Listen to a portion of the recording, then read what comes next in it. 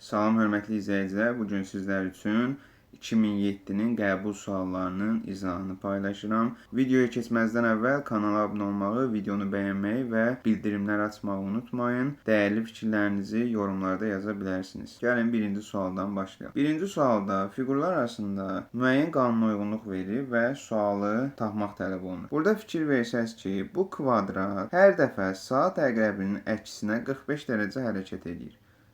İndi bunu da saat əqrəbinin əksinə 45 dərəcə fırlatsa, bu şəkildə düşəcək.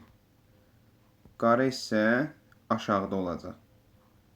Variantlara baxıram ki, bir dənə Y variantında qara hissə aşağıdadır. İkinci suala baxaq. Deyir 800 dənə zəngli saat satılıb. Onların 60%, indi tapaq görək 800-ün 60%-i nə qədər eləyir? Buradan ixtisar getsə, qalır 480 dənə. Deməli, 480 dənə saat 50% endirimlə satılıb. Daha sonra deyir ki, 10%. 10%-ni tapaq, 800 vurulsun, %10. O da 100 ixtisar gedir 800-dən, qalır 80. Demək, 80 dənə saatda 30% endirimlə satılıb. Və qalan hissə nə qədər qalır? Onu tapmaq üçün 800-dən çıxıram 480 ilə 80-in cəmini. 560 eləyir 240. Deməli 240 dənə saatda endirimsiz 8 manata satılıb. Və bizə deyir ki, bütün zəngli saatlar cəmi neçə manata satılıb. İndi baxırıq ki, endirimsiz qiyməti 8 manatdır. 50% endirim tətbiq olunarsa, o zaman yarı qiymətinə düşmüş olur, yəni 4 manata. Yəni 480 dənə saat 4 manatdan satılıb və 1920 manat əldə olunub. Sonra 30%-ni hesablayaq. 8 manat 30% endirimə düşüb. Yəni öz qiymətinin 70%-nə satılıb. Ona görə 8-i vururuq %70-ə. O da eləyir 5 manat 60 qəpik. Yəni 80 dənə saatımız 5 manat 60 qəpikdən satılıb. 80 vurulsun 5.60, o da eləyir 448 manat. Və 240 dənə saatımız isə 8 manatdan satılıb. 240 vurulsun 8, o da eləyir 1920 manat. İndi 1920 manat birindən əldə eləmişik, 448 birindən əldə eləmişik, 1920 də birindən əldə eləmişik. Bunları da toplayanda 4288 manat cavabını tapmış olacaq. Yəni, ümumi 4288 manat zəngli saatlardan əldə olunur. Üçüncü suala baxaq. Kub verir və bizdən kubu tapmaq tələb olunur. Deyir ki, kubun 600-ü də fərqlidir. Burada birinci fikir verək ki, qara nöqtə bu qara hissəyə baxır. Üçbucağın qara hissəsinə baxır. Amma burada ümumiyyətlə qara hissədən uzaqdır, ona görə C ola bilməz. Burada ağ hissəyə baxır, ona görə D də ola bilməz. Və bu qara hissə bu qaradan, bu qara diaqonal qara üzdən uzaqda yerləşir. Amma B variantında yaxında yerləşir. Ona görə B də ola bilməz. Daha sonra fikir versəz ki, bu qara hissəyə nə toxunur? Ağ hissə toxunur. Amma Y variantında bu qaraya qara hissə toxunub.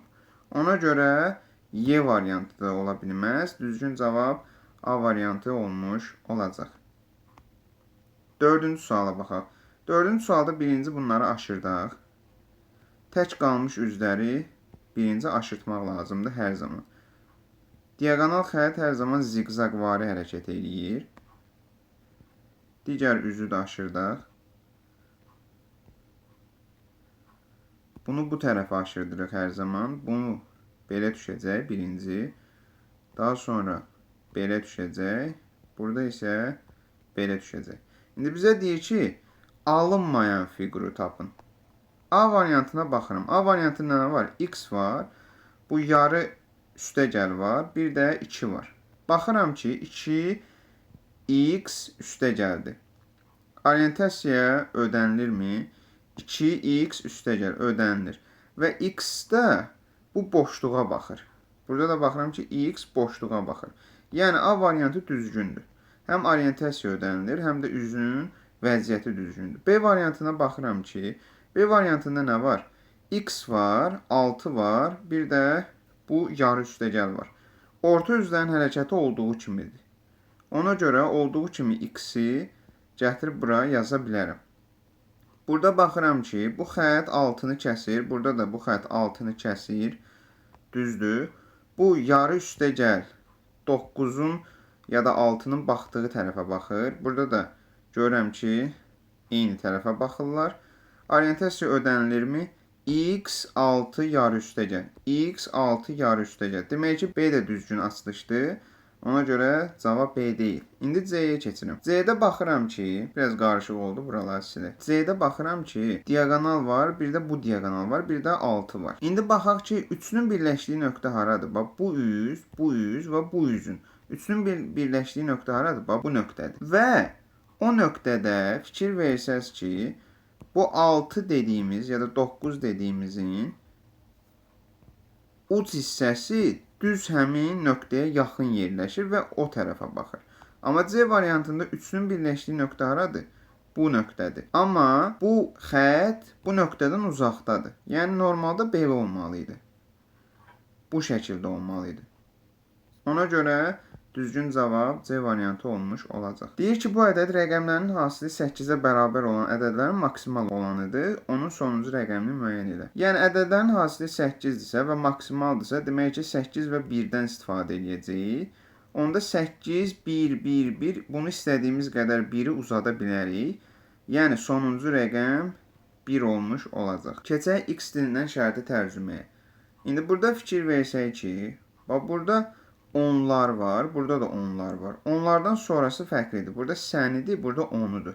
Demək ki, bunların ortaq hərfləri olmalıdır. Baxıram ki, burada da urdu. Burada da urdu. Bu nə deməkdir? Bu o deməkdir ki, onlar ur deməkdir. Onlar tərcümədə ur verir. Bizdən də onları soruşur. Ona görə gətirib ur yazıram. Daha sonra bizdən nəyə soruşur? Onları. Biz onları tapmalıyıq. Onu necə taparıq? Bax, burada baxsaq ki, onları sözündə mən var. Birinci məni tapaq.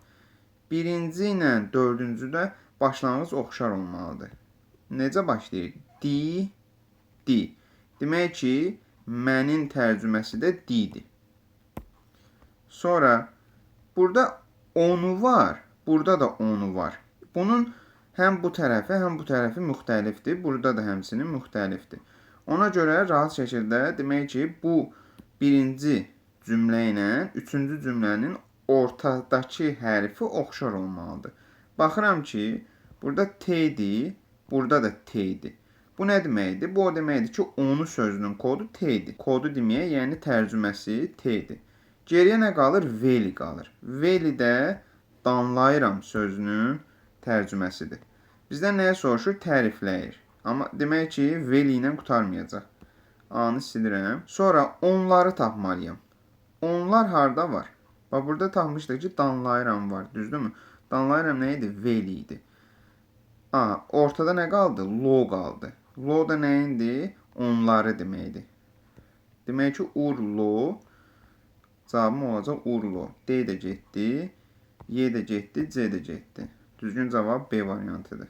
Zaten bir dənə də görürsünüz ki, burada marım qaldı. Marım da nədir? Tərifləyirlər. Bizdən də zaten tərifləyirlər istəyir. 7-ci sual. 7-ci sualda fikir versəz ki, asan operatordur.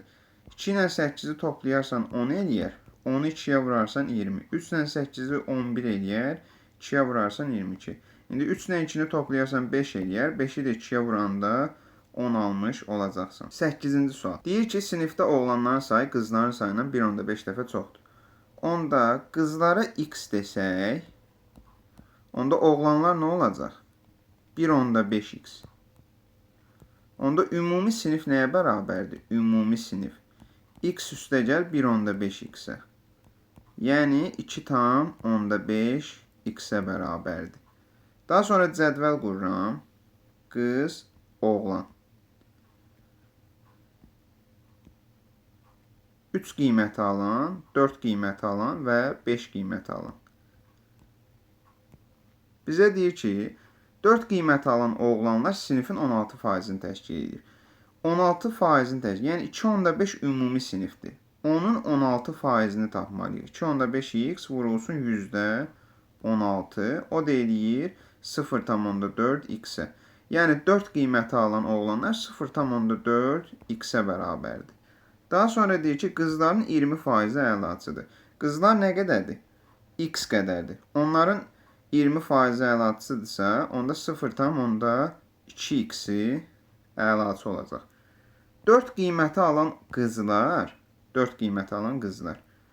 əlaçı oğlanlardan 2 dəfə çoxdur. Biz əlaçı oğlanlara y desək, onda buna 2y deməliyik.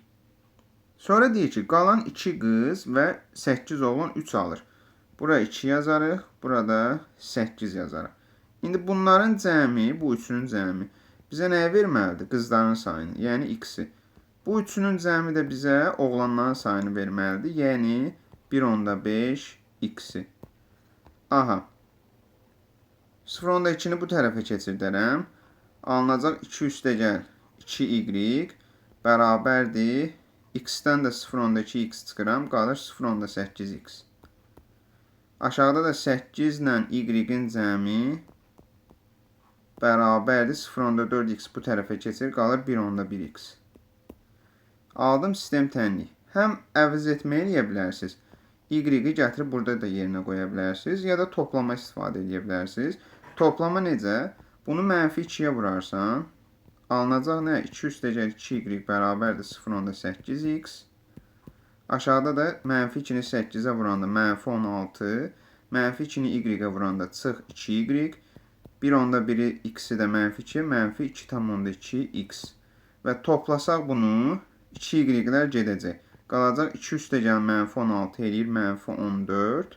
Bərabərdir 0,8x-in də üstünə -2,2x-i gələndə -1,4x eləmiş olur. Buradan da x bərabərdir 10-a.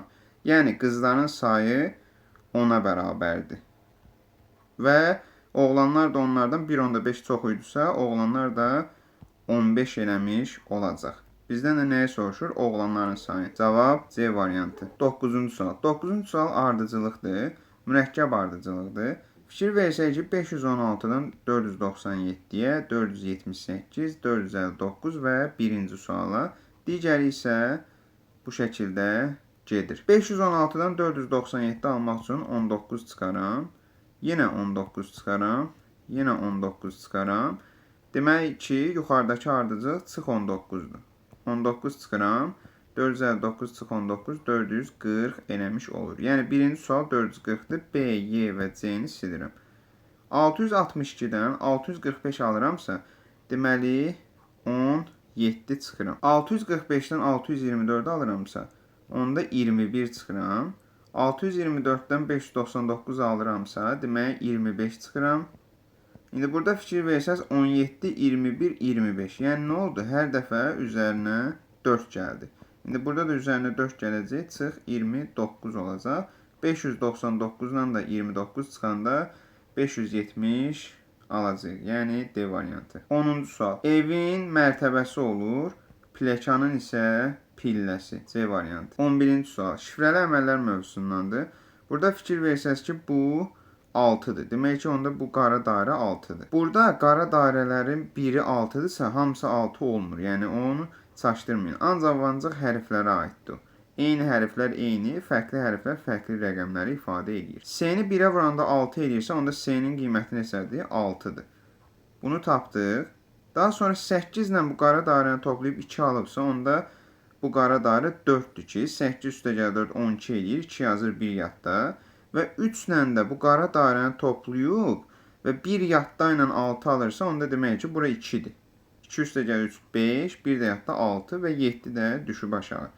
İndi ABC-ni 1-ə vuranda 246 eləyirsə, onda demək ki, ABC-nin özü də elə 246-dır.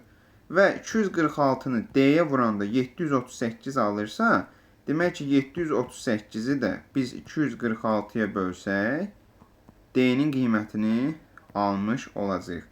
Düzgün cavab C variantı. 12. X dilindən şərti tərcümə.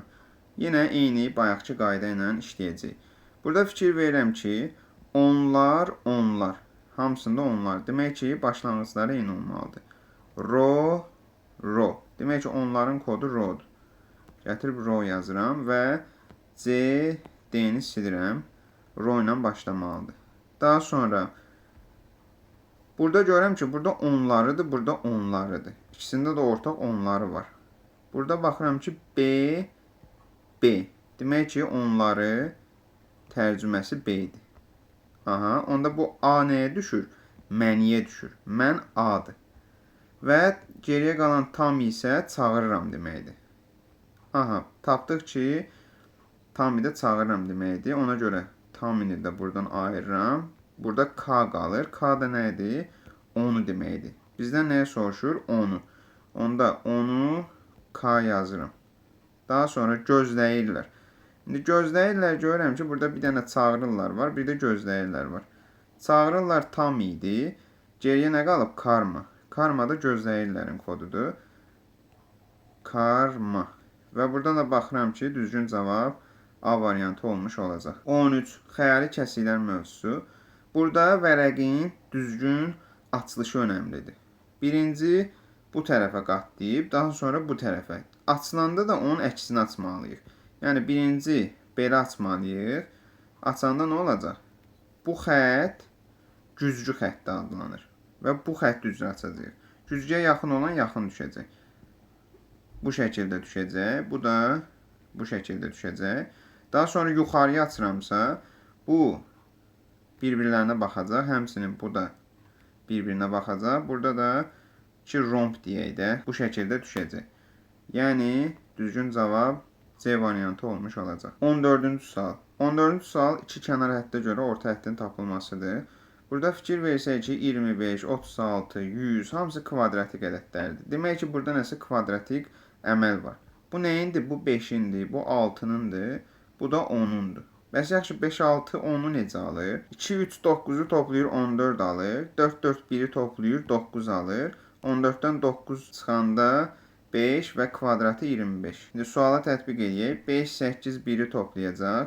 14, 4, 1, 3-ü toplayacaq. Eləyəcək 8. 14-dən 8 çıxanda 6. 6-nın da kvadratı 36. Düzgün cavab B variantı. 15-ci sual. 15-ci sualda fiqurun düz ortasından bir xətt çəksək və bunu bu tərəfə, bunu da bu tərəfə aparsaq, bu fiquru alacağıq. Onda bunun ortasından bir xətt çəkirəm. Bax, buradakı xəttləri, demək, bu tərəfə aparacam. Yəni, oxun bu tərəfinə. Onu çəkək bu tərəfdə. Elə bil ki, belə olacaq da, düzdürmü? Bu şəkildə. Və digər üzü də başqa rəngdə göstərək. Göy olsun. Bu üzü də gətirəcək, bu tərəfdə çəkəcək.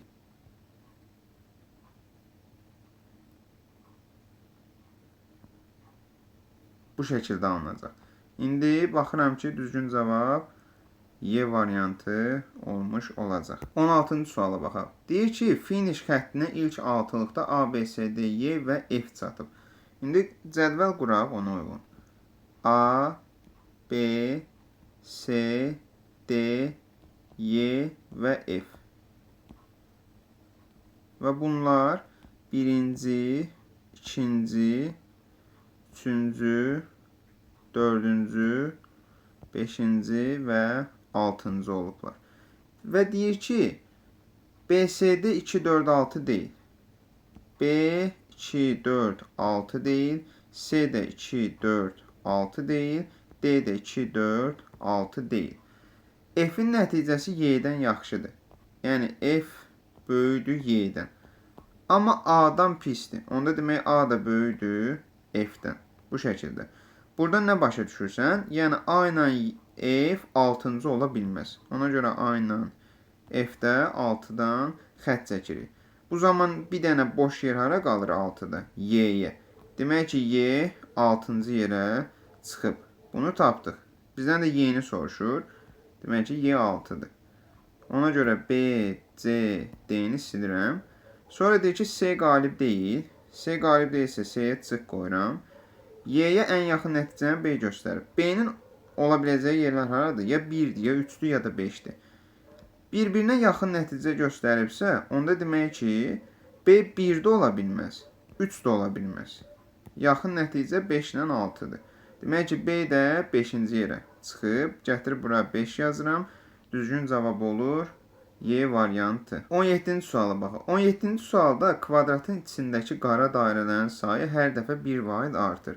Burada 2-dir, burada 3-dür, burada 4-dür, burada 5-dir. İndi 6 olmalıdır. O da D variantında baxıram ki, 6 dənə qara dairə var. 18-ci sual. 18-ci sualda şəkildə əkildikdən sonra ağacın böyüməsi qrafiki verilib. Və deyir ki, 6 ilə 4 metr olub boyu. Yəni 6 ilə nə qədər boy atıb? Zaten başlanğıcda 1 idi. 4 olubsa demək 3 metr boy atıb. İndi 7 metr olması üçün nə qədər boy atmalıdır? 6 metr boy atmalıdır ki, zaten 1 də özündə var 7. İndi bunu çarpaz vursaq, 3x bərabərdir 36-ya, x də bərabərdir 12-yə. Düzgün cavab B variantı olmuş olacaq. Dəmir dəmirçinin ləvazimatıdır, taxta isə dülgərin ləvazimatıdır. 20. Burada P-ni gətirib burada yerinə qoysan, olacaq nə? S, S, K, bir dənə də yanındakı K-nı əlavə edirəm. Buradakı 2S ilə buradakı 2S-i silirəm. Qalır 1S bərabərdir 2K-ya. Bizdən də elə 1S-in qiymətini soruşur. Cavab B variantı. 21. Burada oxlar 45 dərəcə saat əqrəbi istiqamətində fırlanır. İndi bu da bu tərəfə fırlansa aşağıya baxacaq. C, A-nı silirsən. Daha sonra da bu balaca oxlarda bir dəfə əks baxır, bir dəfə eyni baxır. Bir dəfə əks baxır. İndi nə olmalıdır? Eyni baxmalıdır. Ona görə B-ni də silirsən. D və Y qalır. İndi burada necə işləyəcəksən? Y-də fikir ver. Biri bu tərəfdədir. D-də bu tərəfdədir. Bu balaca oxun yeri dəyişmir. Hər dəfə eyni yerdə qalır. Yəni böyük oxun solundadır. Böyük oxun solundadır. Böyük oxun solundadır. İndi də böyük oxun solunda olmalıdır. Ona görə cavab D variantı olmuş olacaq. 22. Ardıcılıqdır. Burada vur 9, üstə gəl 9, böl 9, üstə gəl 9. Bundan sonra təzədən vur 9. Burada görürəm ki, vur 9, üstə gəl 9, böl 9, üstə gəl 9 təkrarlanır. Yəni bu təkrarlanan ardıcılıqdır. 117-dən 126 üçün üstə gəl 9. Vur 9, vur 9. Üstə gəl 9, üstə gəl 9. İndi nə olmalıdır? Böl 9. 126 bölünsün 9. O da 14 edir. Cavab Y variantı. 23-cü sual. 23-cü sualda düstur var, o düsturu bilmək lazımdır. Düsturumuz nədir? Düsturumuz odur ki, T bərabərdir qatarın uzunluğu, üstə gəl tunelin uzunluğu bölünsün qatarın sürətinə. İndi bizdən tuneli keçmə vaxtını soruşur, yəni T-ni soruşur. Qatarın uzunluğu 0,2 kilometrdir. Tunelin uzunluğu 5-dir. Qatarın da sürəti 78-dir. Buradan da alınır 78-də 5,2. İndi bunu 5,2-yə ixtisar eləsək, 5,2-ni 5,2-yə böləndə 1 qalır. 78-i 5,2-yə böləndə 15 qalır. Yəni 15-də 1 saat almış oluruq. 15-də 1 saat da nə qədər eləyir? 60 vurulsun 15-də 1 eləyir 4 dəqiqə. Yəni qatar 4 dəqiqəyə tam olaraq tuneldən keçəcək. Yəni bu düsturu bilmək lazımdır. Əgər biz kubu yığırıqsa, 3 dənə üz eyni vaxtda qarşı olmadan görsənə bilər. Qarşı üz deyilsə. Məsələn, burada qarşı üz hansıdır? 1 ilə 5, 2 ilə 9 və 7 ilə 4. A variantına baxıram ki, 2 ilə 9-u eyni anda verib. 2, 9 qarşı üzüydü. Ona görə eyni anda görsənə bilməz. A deyil. B-yə baxıram ki, 1 ilə 5-i qarşı üzdür. Onları eyni anda verib. Demək ki, B də görsənə bilməz. C-yə baxıram ki, 2, 4, 5-dir. 2 buradandır, 4 buradandır, 5 də buradandır. Yəni düzgün cavabdır. Görsənə bilər. D-də baxırsan ki, 4 ilə 7 qarşı üzüydü, amma eyni vaxtda görsənib. Ona görə D ola bilməz. Y-də də 4 ilə 7 qarşı üzüydü. Eyni anda görsənə bilməz. Düzgün cavab C variantı. 25-ci sual. Burada kub sualıdır. Kub sualında ümumiyyətlə kubu işləmək üçün birinci qarşı üzə görə işləyirsən. İkinci üzün vəziyyətinə görə işləyirsən. Üzün vəziyyəti.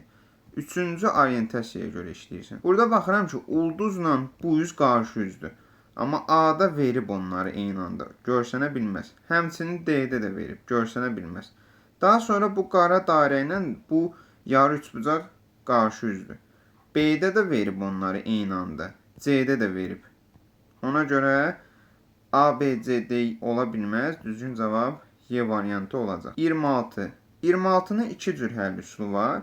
İndi hansı ilə tapmısınızsa, bunu dəqiq bilmirəm. Burada birinci hal nədir? 5-i 18-ə vurarsan 90 eləyər. 3-ü 28-ə vurarsan 84 eləyər. 4-ü də neçəyə vursam 76 eləyəcək. 19-a. Ona görə sualın yerinə 1 yazılmalıdır.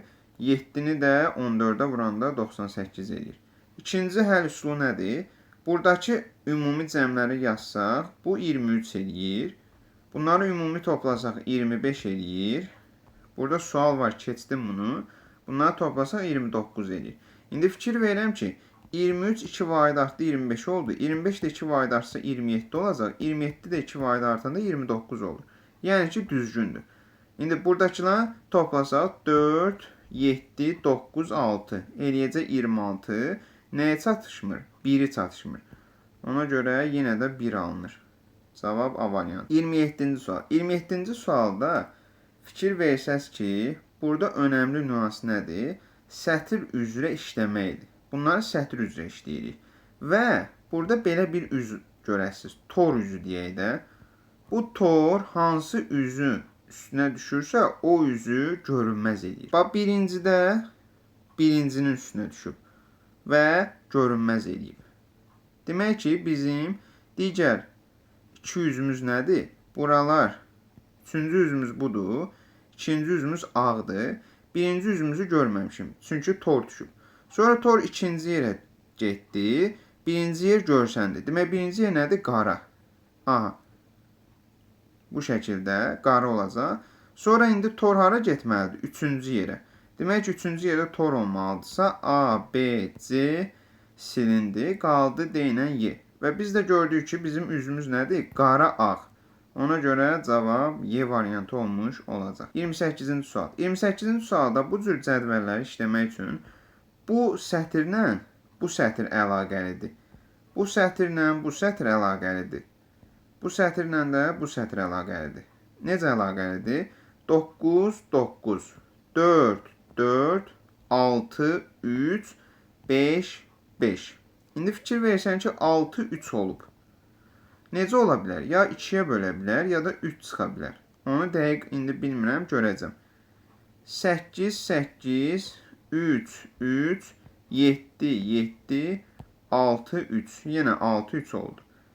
5, 5, 5, 5, 8, 5. Demək ki, böl 2 deyilmiş.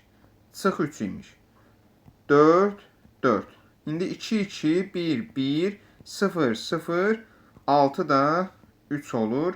Ona görə cavab A variantı. İndi 29-da məsələ verib. Bizə deyir ki, ata ilə oğlunun yaşlarının fərqi. Yazıram ki, ata çıxılsın oğul. Oğul ilə qızın yaşları fərqindən 2 dəfə böyükdür.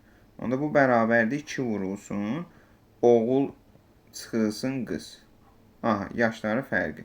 Daha sonra deyir ki, 3 ildən sonra ailənin bütün üzvlərinin birlikdə yaşı 145 olacaq. 3 ildən sonra, yəni ata üstəgəl 3, ana üstəgəl 3, daha sonra oğul üstəgəl 3 və qız üstəgəl 3. Bunların cəmi bizə 145-i verəcək. Yəni, buradan alınır ki, 3, 3, 3, 3 elədi 12. 12 bu tərəfə keçdi, mənfi oldu. Yəni, hal-hazırda ailənin yaşları cəmi, ata, ana, oğul, qızın yaşları cəmi 133-ə bərabərdir. Bunu tapdıq. Sonra deyir ki, 6 il əvvəl uşaqların toplam yaşı bütün ailə üzvlərinin yaşları cəmindən 86 il az idi. Yəni bu o deməkdir ki, oğul çıxılsın 6, üstə gəlinsin qız çıxılsın 6 bərabərdir nəyə? Bütün ailə üzvlərinin 6 il əvvəlki yaşı. Yəni ata çıxılsın 6, üstə gəl ana çıxılsın 6, üstə gəl oğul çıxılsın 6, üstə gəl qız çıxılsın 6 və bir də nə qədər? 86 il az idi. Yəni bundan bir də 86 çıxmalıyıq. Aha. İndi burada fikir versəz ki, oğul çıxılsın 6, bu tərəfə keçsə, bərabərliyin bu tərəfində nə qalacaq? Oğul mənfi olacaq, burada müsbətdir, getdi oğul. Burada 6 mənfidir, bu tərəfə keçən müsbət olur. Buradakı 6 getdi, buradakı qızla da buradakı qız getdi, bu 6 ilə də bu 6 getdi. Qaldı nə? Burada qaldı ki, ata çıxılsın 6, üstə gəl ana çıxılsın 6, çıxılsın 86 bərabərdir 0-a. Buradan da alırıq ki, ata üstə gəl ana bərabərdir 98-ə. Yəni ata ilə ananın yaşları cəmi 98-ə bərabərdir. 98-ə bərabərdirsə, bura 98-dirsə, onda bura 35 olur ki, 98 ilə də 35 133 eləyir. Yəni oğul üstə gəl qızın da yaşları cəmi 35-ə bərabərdir. Bunu da tapdıq. Bu bizə verilənlərdir. Daha sonra deyir ki, ana yaşda oğlundan 2 dəfə böyükdür. Onda ana da bərabərdir 2 oğul. Aha, bunu da yazdım. Deyir ki, ananın yaşını təyin edin. İndi bunu necə yazacaq? Və gətirək burada ata çıx oğul ifadəsi. Bunu açaq. Açsaq, ata çıxılsın oğul. Sonra mötərizəni vurub açaq. 2 oğul, 2 qız. 2 oğul çıxılsın 2 qız. Aha, buradan da oğul keçdi bu tərəfə, müsbət oldu. Onda ata bərabərdir 3 oğul çıxılsın 2 qıza. Bu şəkildə yazıram. Və gətirirəm. Bu ifadə var idi. Cəmləri 98. Orada yerinə qoyuram. 3 oğul çıxılsın 2 qız. Üstə gəl, ananı da yerinə gətirib 2 oğul qoyuram. Aha, o da cəmi nəyə bərabərdir? 98-ə. Və qızı da nə ilə əvəz edirəm? Oğulla. Qız nəyə bərabərdir? 35 çıxılsın oğula. Aha, gətirib burada yerinə yazıram. Qızın yerinə yazacağım ki 35 çıxılsın oğul. Və üstə gəlir 2 oğul bərabərdir 98-ə. Buradan da bunu vurub atsaq, 2-ni buna vuracaq, bir də buna. 3 oğul, 2 oğul eləyəcək 5 oğul. Mənfi 2-ni mənfi oğula vuranda müsbət 2 oğul. 3, 2, 2 toplayıram, alınır 7 oğul eləyir. 7 oğul alındı, bərabərdir. Mənfi 2-ni 35-ə vuranda mənfi 70 eləyir. 70 də bərabərliyin bu tərəfinə keçəndə müsbət eləyir. 98 ilə də 70-in cəmi 168 eləyir. Və oğul da bərabərdir 24-ə. Yəni oğlun 24 yaşı var. Bizdən ananın yaşını istəyirdi. Ana da oğlundan 2 dəfə böyük idi. Yəni 48 ananın yaşı var. Biraz uzun məsələdir. Sadəcə hissə geçsəniz asandır. 30-cu sualda fiqurları arasındakı qanun uyğunluğu tapmaq tələb olunur. Burada da digər məsələ ki var idi, tor məsələsi. O ilə eynidir. Burada fikir versəz ki, qara üz hər dəfə bir üzün üstünə düşür. Burada buradaydı, sonra buradadır, sonra buradadır. Yəni sola doğru yerini dəyişir. İndi burada ortadadır, sonra buradadır. İndi hara düşəcək? Axıra düşəcək. Demək ki, cavab A deyil və Y deyil. Axırda olmalıdır. Daha sonra bunu necə işləyə bilərsən? 2 cür işləyə bilərsən. Sütun üzrə baxa bilərsən, sətr üzrə baxa bilərsən. İkisi də eyni şeydir. Fikir versən ki, dairə, burada da dairədir. Prosta qara düşüb deyə görsənmir. Burada vur, bu da vurdu. Üstə gəl. Yəni ki, sütun üzrə eyni üzləri verir. Ona görə yazırıq. Ortada nə var? Dairə. Demək ki, orta dairə olacaq. Axırıncı nədir? X. Burada üstə gəl varsa, demək ki, birinci də üstə gəldi. Və qara üz hara düşmüşdü? Axırıncıya. Onda nə alınacaq? C variantı alınmış olacaq. 31-ci sual. Fiqurədə də əlaqələrdir. Bu 6-dır, bu 3-dür. Bu 7-dir, bu 4-dür. Bu 6-dır, bu da 4-dür. İndi 6 3-dən 45-i necə alarsan? 6-nı kvadrata yüksəldərsən, 3-ü də kvadrata yüksəldərsən, toplayarsan 45 eləyər. İndi 6-nı kvadrata yüksəldərsən, üzərinə 4-ün kvadratını gələrsən, eləyəcək 52. Düzgün cavab A variantı. Qayçı kəsmək üçün istifadə olunur, pozan isə silmək üçün. Cavab B. Həkimin bir növü terapevtdir, cinayətkarın da bir növü qatil. Ona görə cavab C variantı. 34. Xəyalən birləşdirmək lazımdır. Gəlin buna 1 deyək, buna 2 deyək, buna 3 deyək, buna da 4 deyək. Gətirirəm 1-i bu şəkildə qoyuram. 2-ni də onun yanına qoyuram. Yəni bura 1, bura 2. Daha sonra 3-ü bu şəkildə qoyacam. Bu şəkildə qoysam və 4-ü də onun yanına qoysam nə alınmış olacaq? B variantındakı fiqur alınmış olacaq. Dayanacaqda 4 nəfər əyləşib. Nənə, cavan qız, cavan oğlan, eynəkli kişi. Gətirib yazıram bura ki, 4 nəfər əyləşibsə, nənə, qız, sonra oğlan və kişi. Bu şəkildə yazıram. Daha sonra onların əllərində nə var? Onlara baxıram. Əllərində it var. Deməli, it var. Sonra uşaq var. Uşaq. Qəzet və gül dəstəsi. Gül var. İndi bizə deyir ki, bir də dayanacağın yanında tələbə qız dayanıb və bunu sadəcə elə belə verib, əlində kitab tutan adam oturmayıb. Bu, yəni tələbə qıza aiddir. Yəni tələbə qız əlində kitab tutub. İndi bizə lazımdır digərləri. Nənənin əlində nə itdir, nə də gül dəstəsidir. Nə itdir, nə də gül dəstəsidir. Ya uşaqdır, ya qəzetdir. Sonra deyir ki, əlində qəzet tutan adam cavan oğlanla qucağında uşaq olan adamın arasında əyləşib. Bu nə deməkdir? Cavan oğlan nə əlində qəzet tutub, nə də uşaq tutub. Oğlan nə əlində qəzet tutub, nə də uşaq tutub. Bu ikisinə də çıxımı qoyuram. Eynəkli kişinin əlindəki nə qəzet, nə itdir. Gəlirəm eynəkli kişiyə, nə qəzet, nə də itə çıx qoyuram. Cavan qız eynəkli kişidən solda, gül dəstəsi olan adamdan sağda əyləşib. Buradan da bu nəticəyə gəlinir ki, cavan qızla eynəkli kişi əlində gül dəstəsi tutmayıb. Gətirirəm kişiyə və qıza çıx qoyuram. Belə olan halda bir dənə gül dəstəsi kimə qalır? Oğlana. Demək ki, cavan oğlanın əlində gül dəstəsi var. Və kişinin əlində də nə tutur? Uşaq. Aha, kişiyə də uşaq tutdu. Nənəyə qəzet, qıza isə it. Bizdən nəyə soruşur? Uşaq. Uşaq eynəkli kişinin əlindədir. 36-cı sual. 36-cı sualda sütun üzrə işləsək, birinci, bu fiqur dəyişilir. Olur belə. Daha sonra isə buradakı fiqur yerini dəyişir. Yerini dəyişir deməyək, yəni fırlanır. Burada da həmçinin birinci bu fırlandı, belə oldu. Sonra isə bu fırlandı, belə oldu. İndi də birinci bu fırlanacaq, bu vəziyyətə düşəcək.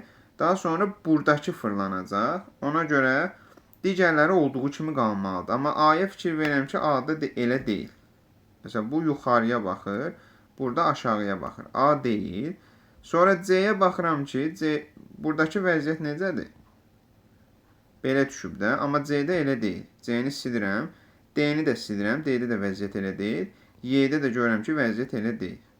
Demək ki, cavab B variantı olmuş olacaq. Deyir ki, ana və onun üçəm uşaqlarının yaşlarının hasili 216-dır. Yəni, ananı vuranda üçəm uşaq nə deməkdir? Üçünün də yaşları eynidir deməkdir. Yəni, onun kubu yazaq da. Çünki uşaq yazaq, uşağın yaşının kubu olur. Və bu 216-ya bərabərdir. Belə olan halda uşağın yaşına sən 1 deyə bilmərsən. Çünki 1-in kubu 1 eləyir. Onda ananın yaşı 216 olur. Ola bilməz. Sonra U-ya 2 verə bilərsən. 2 olsa 8 olur. Onda bu 27 düşür ki, 27 vur 8, 216 ödəyir. 3 verə bilmərsən, 3 verəndə 3-ün kubu 27 eləyir. bura 8 qalır. Ananın 8 yaşı olacaq. Təbii ki, burada cavab budur. Uşaqların 2, ananın 27 yaşı var. Bizdən də uşağın yaşını soruşur. Cavab B variantı. 38-ci sual. Bu tipli sualları ya bölmə ilə işləyirik, ya da çıxma ilə. Yəni necədir? Məsələn, 6-dan 3-ə bölə bilirəm. 21-i 7-yə bölə bilirəm. 25-i 5-ə bölə bilirəm. 14-ü 7-yə bölə bilirəm. Yəni aşağıya ox hər zaman ya bölmə olur, ya da çıxma olur. Yuxarıya ox isə ya vurma olur, ya da toplama olur. Bu şəkildə. İndi gördüm ki, hamısında bölə bilirəmsə, demək ki, bölmədir. Aşağı yox, bölmədir. Bölmədirsə, yuxarıya ox bölmənin əksi, yəni vurma olacaq. Bölmə, vurma. İndi baxıram. 6-nı 3-ə böləndə neçə edir? 2. 2-ni 10-a vuranda 20. 20-ni 5-ə böləndə 4. 4-ü 8-ə 32. Yəni bu şəkildə. İndi gətirib bura tətbiq edirəm. 14-ü 7-yə böləndə 2. 2-ni 8-ə 16. 16-nı 4-ə 4. 4-ü 3-ə 12. Düzgün cavab D variantı alınmış olur. 39-cu sual.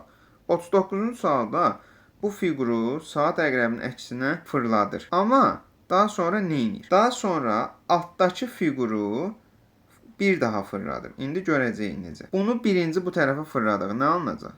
Bax, belə bir fiqur alınacaq da. Və bu belə düşəcək.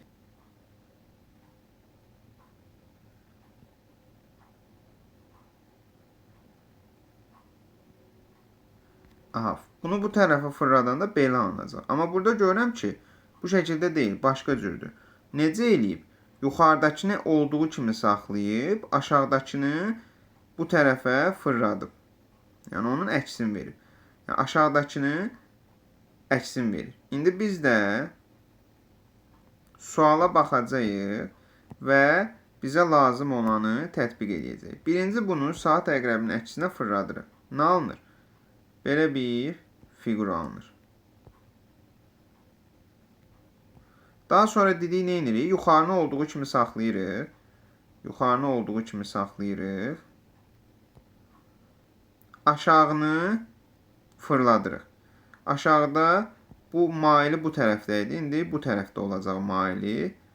Bu şəkildə olacaq. O da baxıram ki, D variantına uyğundur. Cavab D variantı. 40-cı sual. 40-cı sualda bizə deyir ki, 2006-cı ildə metro və avtobus sərnişinlərin sayı arasındakı fərq nə qədərdir? Baxıram ki, 2006-cı ildə nə qədərdir? 60. Nə? 100. Yəni 60 vur 100. Eləyir 6000. Yəni ki, 6000 nəfər avtobusdan istifadə edib. İndi 2006-ya baxıram ki, metro nə qədərdir? 30.000. Yəni 30 vur 1000, 30.000. 30.000 nəfər də metrodur. İndi fərqi soruşur. 30.000-dən də 6.000 çıxanda 24.000 almış oluruq. 41-ə baxaq. 41-də 2 dənə fərqli operator verib. 7, 3, 4 şəklində baxsaq, 7 vur 3, vur 4, eləyir 84. 3 vur 6, vur 2, eləyir 36. Bəs aşağıdakı nə edir? 6 böl 3, böl 2, eləyir 1. 8 böl 4, böl 1, eləyir 2. İndi tətbiq edək. 5 vur 6, vur 3, eləyəcək 90. Onda bura 90-dır. 8 böl 2, böl 1, eləyir neçə? 4. Demək, burada 4-dür. 90-la da 4-ü toplayanda 94 almış oluruq. 42-ci suala baxaq. 42-ci sualda deyir ki, Anar, Kamal, Rasim, Samir, Elnur maşında gedirlər. Yazıram ki, Anar, Kamal, sonra kim var? Rasim, Samir, Elnur. Bunlar bir maşında gedirlər. Cədvəlimi qurum, birinci ona uyğun işləyərik.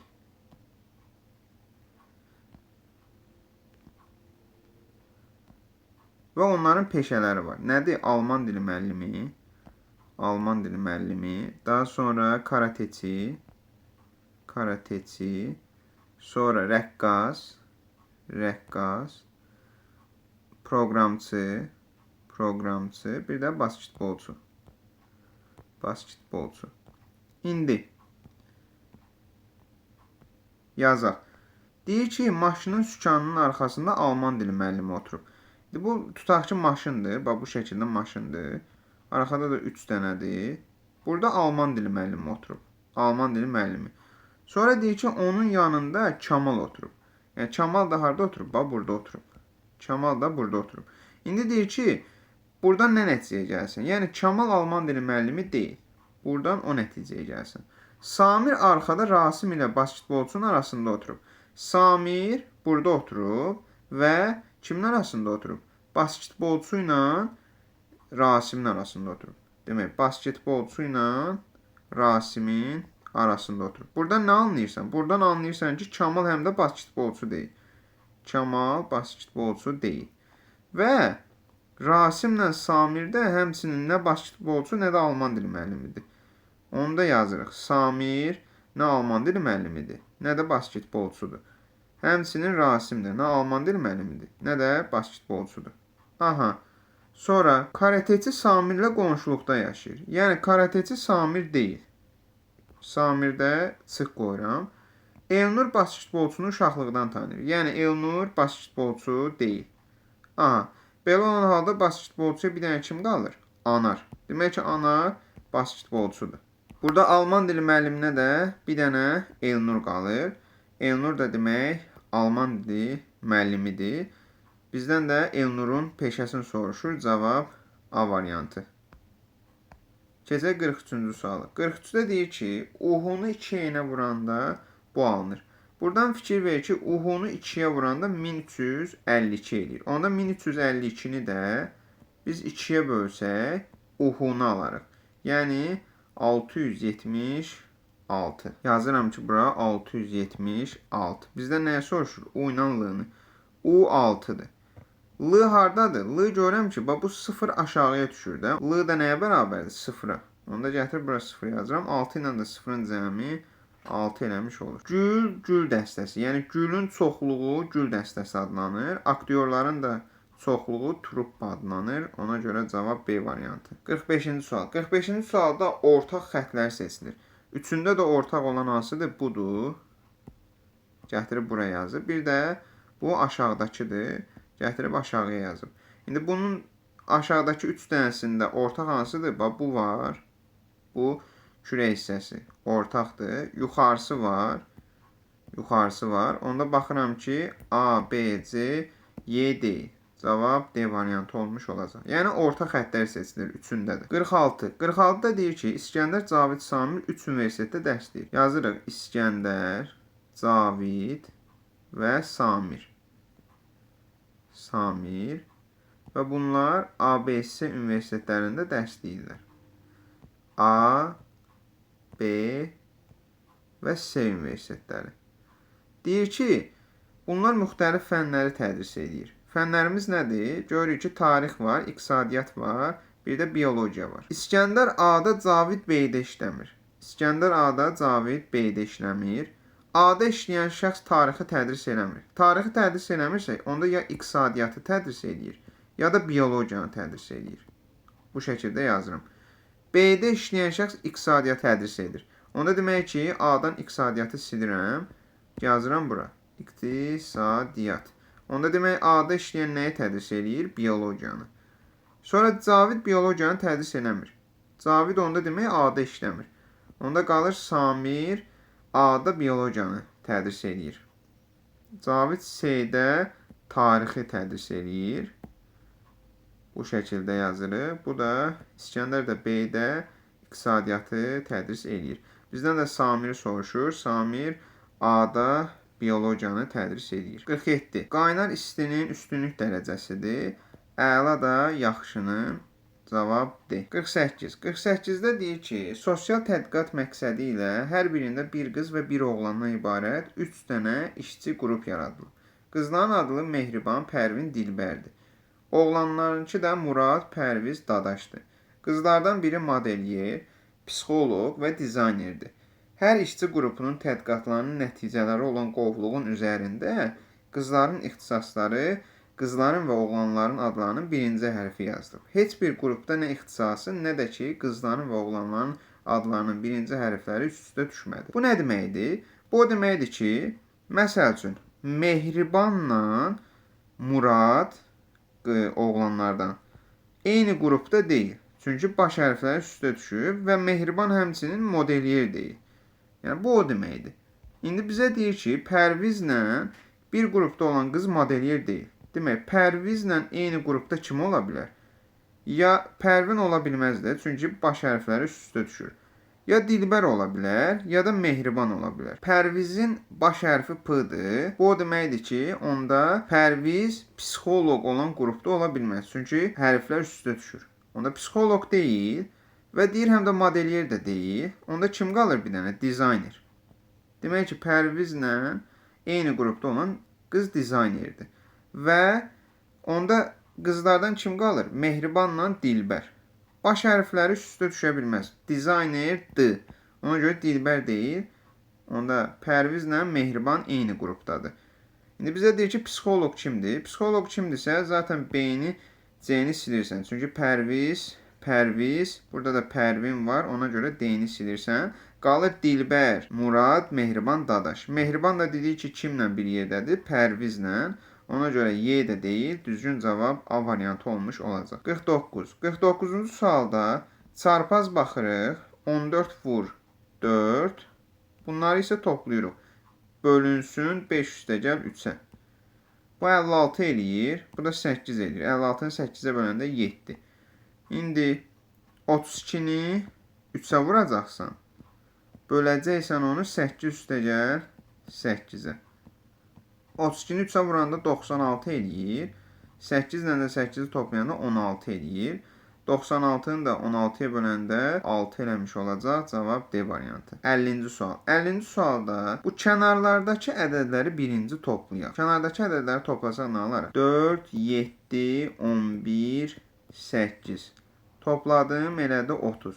Amma burada 60 yazılıb. Nə etməliyəm? Bunu 2-yə vurmalıyam. Eləyəcək 60. Görək digərində ödəyirmi? 5, 9, 20, 14. Elədi 48. 48-i də 2-yə vuranda 96 eləyir. Yəni, cavab ödəyir. İndi biz suala tətbiq eləyək. Kənarları toplayaq. 1, 3, 31, 28. Bunları topladıq. Elədi 63. Sonra biz onu 2-yə vurmalıyıq. O da eləyir 126. Cavab B variantı. Videonu izlədiyiniz üçün çox sağ olun. Kömək eləyə bildimsə, nə xoş mənə. Videonu bəyəndinizsə, kanala abunə olmağı, videonu bəyənməyi və bildirimləri açmağı unutmayın. Dəyərli fikirlərinizi yorumlarda yaza bilərsiniz. Növbəti illərin qəbullarının izahında görüşənədək. Sağ olun, salamat qalın.